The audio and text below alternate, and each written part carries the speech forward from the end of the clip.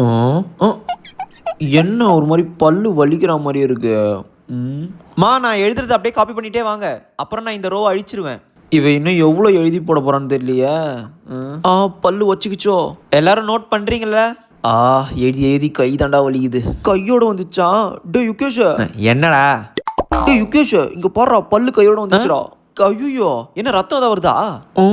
லைட்டா வந்திருக்குதான் நினைக்கிறேன். இரு நான் மிஸ்கிட்ட சொல்றேன். டே அவசரப்படாதடா. ஏன் என்னாச்சுடா? அறிவில்லாதவனே, இப்ப நீ போய் மிஸ்கிட்ட சொன்ன வச்சுக்கோ, அதை அப்படியே தூக்கி போடுன்னுவாங்க. ஆமா, இந்த பல்லு வச்சுன்னு வேற என்ன பண்ணுவாங்க? அட பாவி, பல்லு முளைக்காதடா அப்புறம். ஐயோ, என்னடா புது புது கதையா சொல்ற? மா கீப் குவைட். போய் முதல்ல மண்ணில் புதறா, அப்பதான் பல்லறக்க வந்து சாப்பிடுவான். அதுக்கப்புறம் தான் உனக்கு பல்லே முளைக்கும். பல்லறக்கனா? உனக்கு தெரியாதா பல்லறக்கனை பத்தி? தெரியாது. இரு இரு, பிரேக்ல நான் கூப்பிட்டு போறேன். பல்ல பத்திரமா பாக்கெட்ல போட்டு வச்சுக்க. Western western. A few moments later.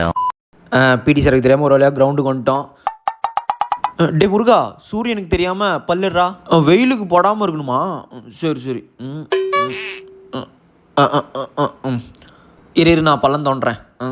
இந்த குழி கூட போடுறா முருகா. போட்டேன். மண் அப்படியே க்ளோஸ் பண்ணு.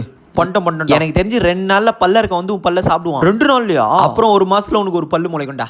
சரி வா. சரி யுகேஷ், எனக்கு ஒரு டவுட்டு, இந்த பல்ல இருக்க யாரு?